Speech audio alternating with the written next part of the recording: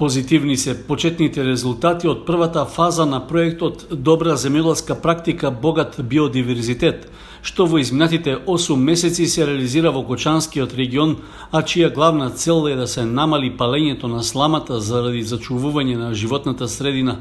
Носителот на проектот, Сдруженијето на жени земјоделки Агровинка, организираше работна група, чија задача е да направи детална анализа на ефектите од преземените активности за подигање на јавната свест кај земјоделците поради штетноста на палењето на жетвените остатоци. Ние имаме предвидено повеќе инфосесии во 33 села во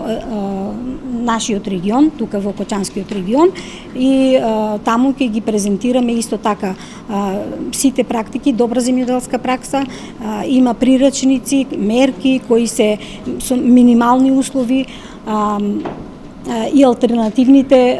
искористувања за употребата на жетвените остатоци. Активностите од проектот се реализираат со подршка од Швајцарската агенција за развој и соработка во координација со Центарот за развој на Источниот плански регион. Оттаму дојде предлог за понатамошно унапредување на алтернативните решенија за искористување на остатоците од жетвата. Една од идеите секако е и искористувањето на жетвените остатоци од ориз во јавното предпријатие Водовод, во пречиствателната станица за изработка на компост, но секако тоа дава можност и за развој и на останатиот бизнис сектор да се вклучи на некој начин во искористувањето на жетвените остатоци. Дали и тие ќе отпочнат свој бизнис со производство на собствен компост, дали ќе се вклучат во транспортот, во собирањето, во балирањето на жетвените остатоци, тоа зависи од нив. Ова е една можност, затоа сме денес овде, затоа се направени промотивни материјали, се со цел да се поттикне бизнис секторот да учествува со своји идеи, а секако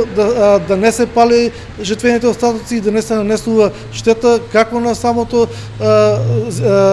на самиот биодиверзитет на самата почва, така и на жителите и на луѓето воопшто. Добиените резултати од анализите на работната група во соработка со ресорното министерство треба да добијат поддршка во законските рамки. Понатаму во текот на следните месеци преку работа, средби заеднички, на крај да произлезе нешто конкретно кое што поднатаму би можело